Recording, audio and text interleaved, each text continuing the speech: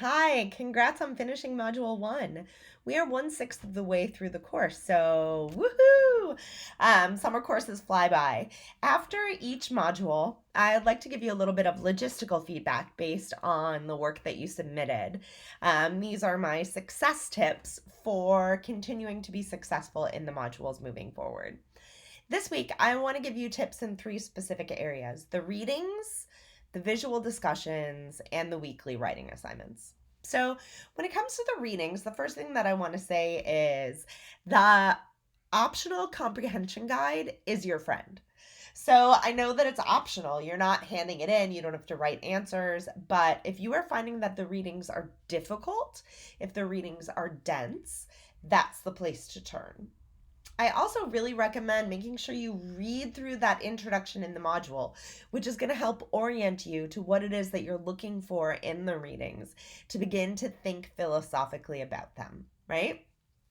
Um, any videos that are there are optional, but they may also help you think about what it is you're about to be reading. So I really want to encourage you again to use the comprehension guide and to focus on the philosophical ideas. So, one of the temptations, particularly for those of us that are teacher education, one of the temptations is to really think about the practical, right? So, what does this mean for how I plan a lesson? But these readings are calling on us to think about why we plan in particular ways, why we structure classrooms in the way that we do, why we teach. Okay, so you really want to stay focused on that why, because if you find yourself veering too far off the path into the practical, you're actually going to get off topic, which I saw a lot of in the papers, and I'll talk about that in a minute.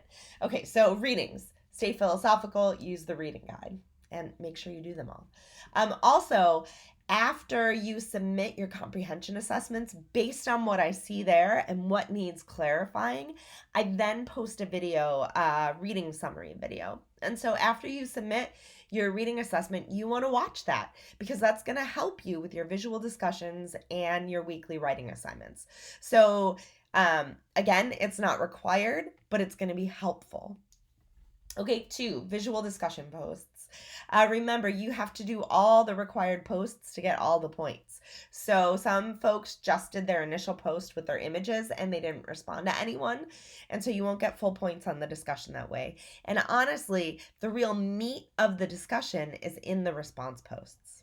Okay, so speaking of the response posts, you want to make sure that in those response posts that you are citing the readings. So what I noticed in this first round was people would post awesome images for their example and non-example of how they're thinking about the purpose of education. There would be rich comments beneath them, but the comments wouldn't make any reference to the readings.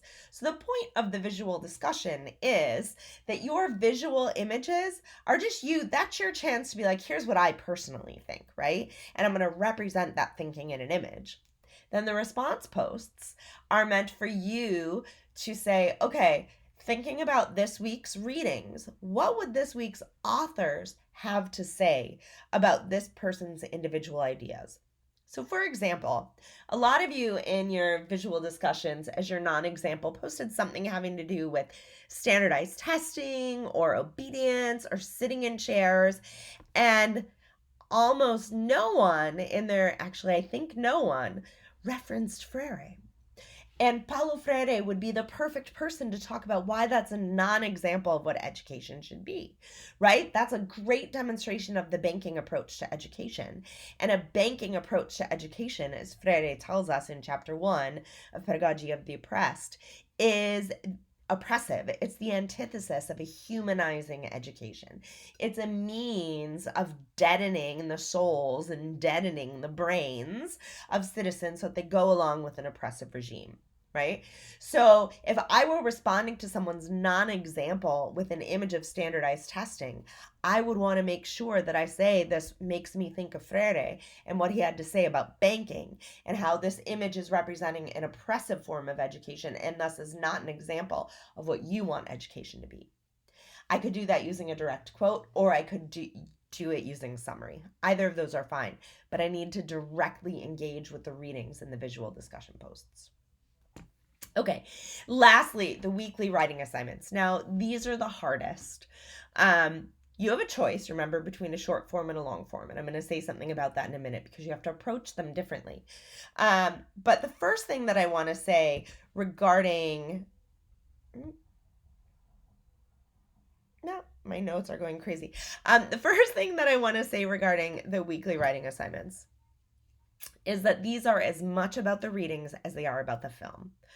So, what I noticed in this first round of weekly writing assignments is that a lot of folks focused on the film and then their personal interpretation of what the film represented, which is great. I love to hear what you think, but I want to hear what you think filtered through the readings. So, every film prompt specifically asks you to think about some aspect of the reading. Sometimes it's a specific reading, sometimes it's general about the readings, but I ask you in each module to think about the relationship between the readings and that philosophical idea and what's represented in the film. So, for example, in the first writing assignment, I had a lot of people write about how in Brooklyn Castle it represented educating the whole child, and they talked about what that meant. What would some of this week's authors have to say about educating the whole child? For example, Harry Brighouse would remind us about flourishing and autonomy and why that's important. Okay, so you want to make sure that you're bringing in the readings into your weekly writing assignment. When I find exemplars or a paper that's really good for editing, I will upload them to D2L and I'll alert you to it. Also, make sure you answer the question. There is a specific prompt connected to the topic for that week, and you want to make sure you answer it directly. The last thing that I want to say about the paper is that if you are doing the short form in a given week, remember it's only 2 paragraphs. You don't have words to waste. So you want to dive right in. You almost want to answer it like a comprehension question. It's not so much a paper as it is directly addressing the question. I found that most of the short forms didn't really say a whole lot because they were kind of fluff, right? You want to get right to the meat. What does this reading have to do with this film and our topic for this week? Lastly, and this is general about any assignment, any of the readings, you want to be really careful that you're not overgeneralizing from a reading, that you're not glossing over its meaning. I saw this happen a lot in reference to James Baldwin's A Talk to Teachers, where folks were quoting Baldwin or citing Baldwin in various ways and what Baldwin has to say about education for thinking, for independent thinking. But remember, Baldwin was talking specifically about the role of education in perpetuating white supremacy. Baldwin was talking specifically about racial oppression. So he's not just saying in general that education should lead to free thinking, although he certainly might think that. But he's talking about it in relation to regimes and ideas and curricula that perpetuate white supremacy. So you want to be really careful when you're using a reading that you're not overgeneralizing from it and that you're staying true to what the author had to say, right? If you erase the element of race, if you talk about Baldwin without talking about race, it's not really accurate anymore, right? He was writing about race. And so if you don't want to engage with a question of race when you're talking about the aims of education, then Baldwin isn't the person that you should be citing. There are 4 other authors that you could be citing. Okay. I posted a quick graphic of this to go along with the video. I hope this is helpful. Success tips. Each week I'll give you some feedback. Good luck, and I'll see you in D2L